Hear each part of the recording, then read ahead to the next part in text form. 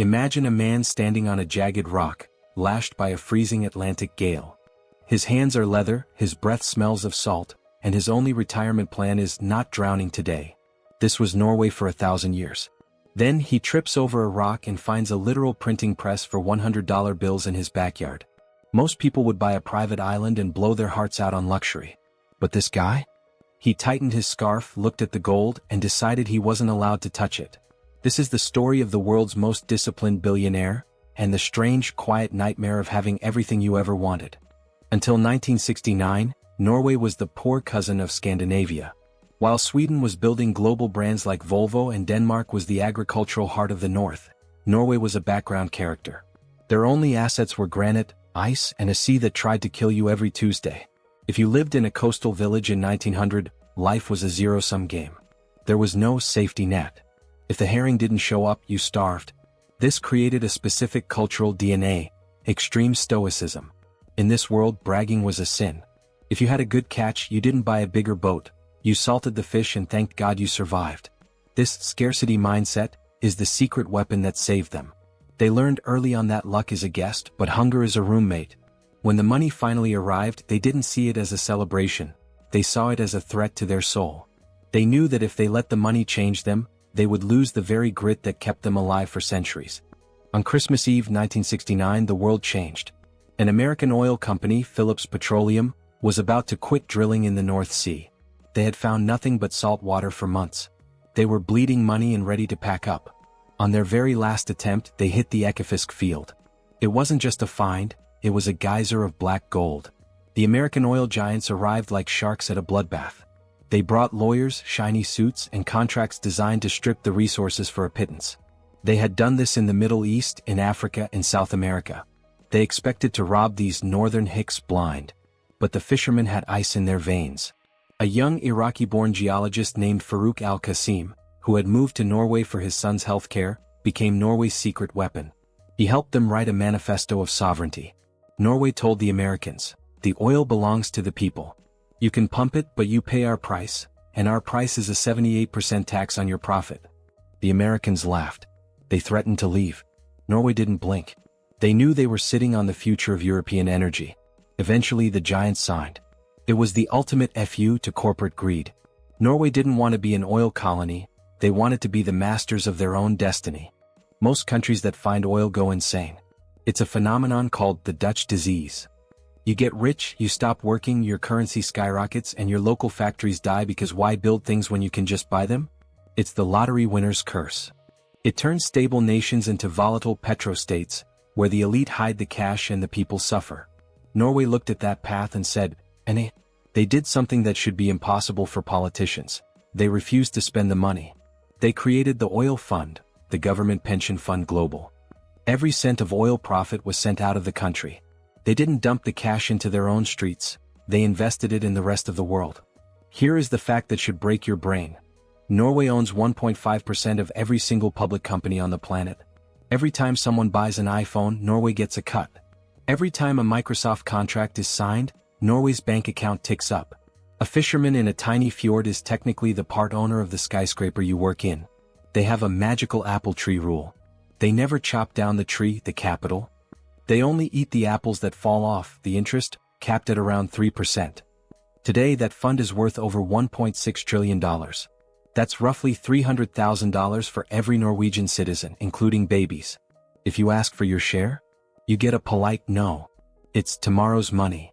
They are saving it for the day the oil runs out, which is a level of discipline that borders on the superhuman. In most countries, $1 trillion fund is a piggy bank for dictators. In Norway, it's a sacred trust. What? Because of an unwritten social code called janteloven.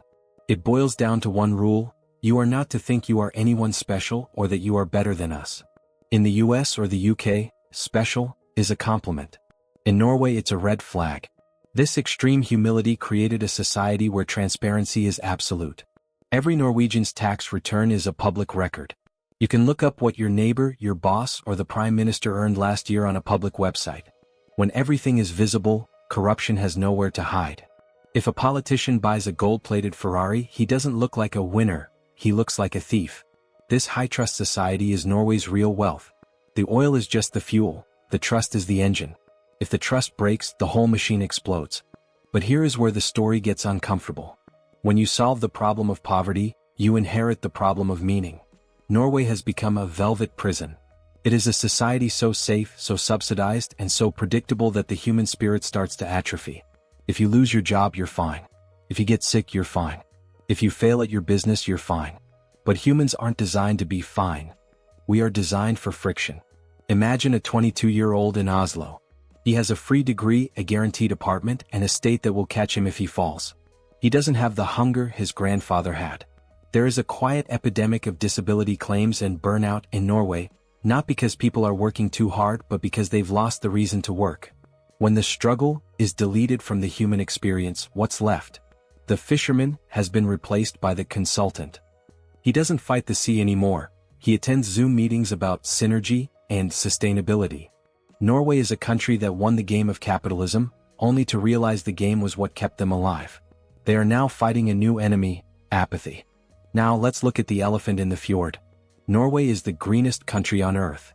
They have more electric cars per capita than anyone. They fund rainforest protection in Brazil.